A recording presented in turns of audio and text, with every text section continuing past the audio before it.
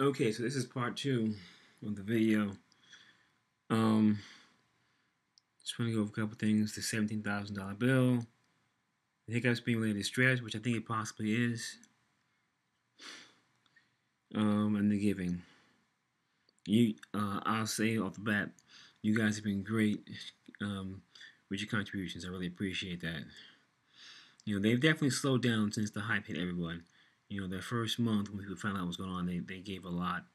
And we've been living off of all that. I mean, we live off of your contributions totally. I get some stuff from unemployment, and then I get some stuff from my clients. I still do work whenever I can get work in. The past 3 weeks I haven't been able to get much in, but I squeeze them out like now. About this, I'm about to get some work done. I find that I'm extremely well focused when it's the middle of the night and I can get a lot of things rolled out. So the 3 a.m. thing has been working out well for me. So things are definitely slowed down. I'm a little bit worried about some of the things how they're going to happen, but I know God's going to provide for us.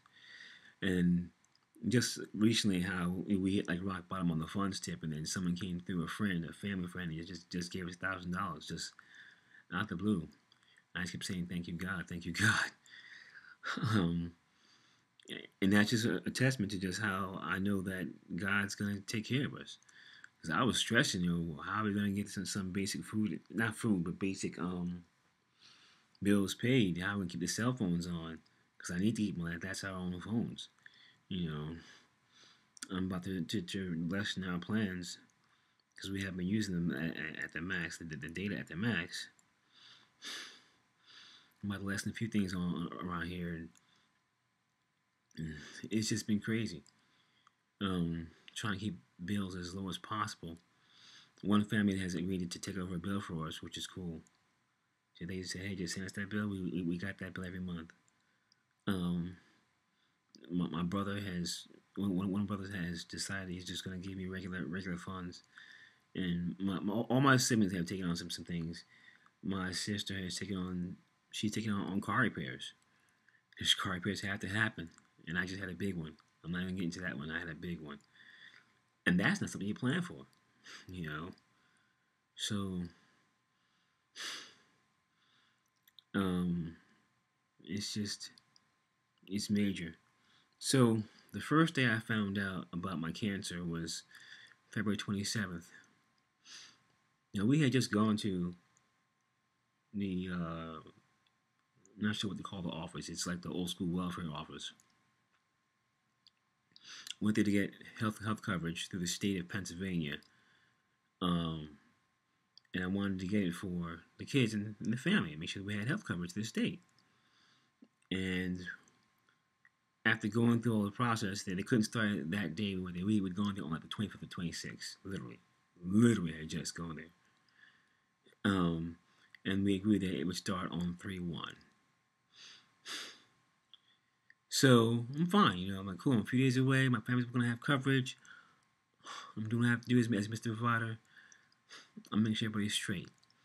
And they also provide us with what's called the EBT card, which has a certain amount of money on it every month, so we can get food. We can't get things like foil or plastic cups or plastic plates. Those I have to provide for with cash. The card allows us the EBT card allows us to get things just regular food that has to be prepared, or even things that don't have to be prepared, like cereals and those things. We can get those things on the card. So that's how we would cover food every month. I hate to say it initially, but it's the reality of it all. And it's the state benefits that I'm actually living off of right now that are working well for us.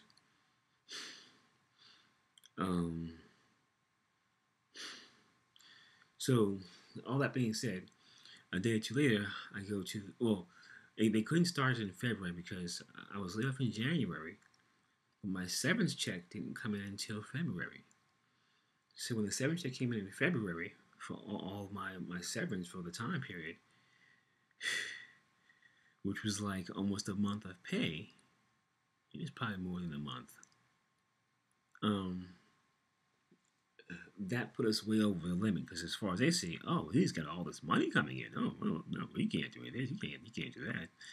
So when they saw how much money I made during the month of February, I couldn't start anything in February. Nothing happens in February. It all happens in 3/1 because that at that point in time I didn't have any money coming in other than unemployment. So, all that being said, when I go in for this stuff on the 27th, the 27th was the day that I go in, and that's it. If you go back to the videos, that's the day when I'm like, oh yeah, I think my chest is just, I think it's just, I thought it was some sort of poisoning, carbon monoxide poisoning. That's why it's hurting me, and that's the day when they tell me, Mr. Green, you have a mass in your chest. It's probably cancer, yada yada yada, and they run all these tests, and I'm like, okay, yeah, let's just run the tests. Let's just run them. I'm not thinking that I don't have health insurance yet. My health insurance doesn't start till 3/1. They didn't want to admit me. Thank the Lord I didn't let them admit me because that would have been some bills. So, bottom line is, the bills from just this one day alone, about $17,000 just from this one day. Literally from me getting there at 3 in the morning to me leaving there less than 24 hours after that. They actually admitted me. I wouldn't let them admit me. I wanted to go home. But they also wouldn't do a whole bunch of other stuff. Wouldn't give me food and water, and my pressure was high. I'm like, you guys are crazy. I'm not getting admitted to this place. But they did take me up to the cancer floor, put me in a room, and they ran a couple of CT exams. The CT exams were like, I think, $3,000 a piece. So after I got this bill for the first time, it was like $15,000, and then some other doctor's bills on top of that. And after I got all those bills, I went back to the office and they're like, yeah, no problem. We'll just backdate you to the 28th so that this is covered. Okay, cool. I'm like, fine, that works. Well, I just went over there to see what's going on with this thing, see how it's coming along and what's happening with it. And I find that they can't backdate it. They tried, but if they backdate it, they still can't cover me because of the whole severance check that came in. There's no way they can give me coverage anywhere during the month of February because of the severance check. So my severance check was like, to live, it was like all of $5,000 or something like that. Yeah, so it wasn't a month. So it was all of like $5,000. And because I got that $5,000 in now, I now have to pay this whole $17,000 bill. So I have to call Wells Fargo up. I mean, not Wells Fargo, but WellSpan, and figure out if they have any plans for people who don't have insurance. The thing that cracks me up is when you have insurance, they accept a lesser amount. So this $15,000 bill, if they submitted it to the insurance company is going to come back and say to them, well, we're going to pay this amount. We're going to pay that amount. I'm going to fight to pay the insurance company amount. It's a lot less. I'm not paying what they have stated on this thing here. That's not going to happen. But the main fact is, I now have a big, huge medical bill from one day. One day. So I was hiccup free this whole time. Later on that night, hiccup started again. And they've been rolling ever since.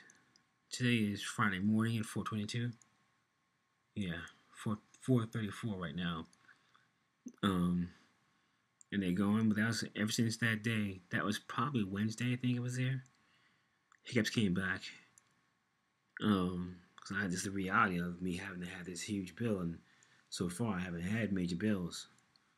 We've been able to knock them out. So I get on the phone with WellSpan today, stay calm and relax, and know the guys got this. I'm trying to avoid having these bills so that my credit stays okay so I can buy this house. So speaking of the house, well, let me finish this thing here. $17,000 bill. Yeah, it's crazy. So I gotta work things out with WellSpan and the Salvation Army. And the Salvation Army has plans to help you pay off your medical bills as well. But I'll start with WellSpan and see what they can do. I'm also going to start with my company, my medical insurance company, and find out what they would have paid for these things. And then I'm going to challenge this other WellSpan here to let me get that price. So I'm about to be in a straight up haggle battle for a while. That's okay. I'm gonna take my time and go through it. Just take my time. As long as I stay in contact with them and keep them from actually hit my credit report, I'm good. Um, the house, a bit of a stress point right there as well. The owner wants to sell the house. He wants us to move out. He doesn't have to move back home anymore. Initially, he was saying that he may have to move back home and actually put us out. I get that. That's the case. I get it. Now he's just saying he just wants to sell it because he just doesn't want to have the burden of having the house. He's not feeling good that he's an absentee landlord and yada yada yada, some other things. I'm like, look, dude, you've been doing it for 4 years. It's okay. Just do it for another 8 months. So the real estate agent who's been calling me, I asked him the other day to try and set up a 3-way call, just so I can talk to this guy and say, hey man, look, I just need you to hold on till January. Don't make us move. Because if I have to move, it's the worst possible scenario. I don't have income to prove. Although I make this rent every month, this rent is $2,200 a month. I make the rent every single month off of unemployment, me hustling, making whatever work I can happen. My hosting clients, your contributions. I make it happen every month, and it's not easy. God provides every single month. But if I have to move, how do I justify that to the next person who's going to rent to me? Can't. If I have to move, it should be moving in with a friend or somebody like a friend who has a house that I can rent that knows that hey, this guy is going to provide based upon what God provides to him. That's the bottom line. I provide based upon what God provides to him, and God provides through all of you. And that's how I get things done every single month. So I'm literally begging this man to let me stay here, let my family stay here until January, February. At which point in time, hopefully, I think I can possibly be in a position to actually buy this house and be straight. And that's the goal. So, but the other thing is, if I had a friend, if you're watching this video and you know anybody who's in investments or who wants to buy a house for investment, he's willing to sell his house to me considerably lower than he would at market rate, just so a friend could buy it and I could rent it out from the friend. So if you know anybody, or if you yourselves are willing to buy a house, the price for this house would be somewhere around $315 or $330 if he sells it, to anybody. If he puts a stake out front for sale after the agent fees and all that stuff. If he sells it to me, he's gonna sell it to me for $285. I could probably get him down to like $270 for this house. 4-bedroom, 2.5 bathroom. Basement's not finished. There's no deck outside, but it works for my family. It's 4 bedrooms, and there's one huge bedroom here that all 4 boys can fit in, like the Brady Bunch. It's a huge bedroom, so this house works perfectly for us. And because it's 4 bedrooms, and the boys have a big one, we have this school room here. This is just for school that we do school in here. We don't own the school room, but this is just for the school room stuff. So this house works out perfectly for us. So that's the other stress point. So if you know anybody who can help out with that, great.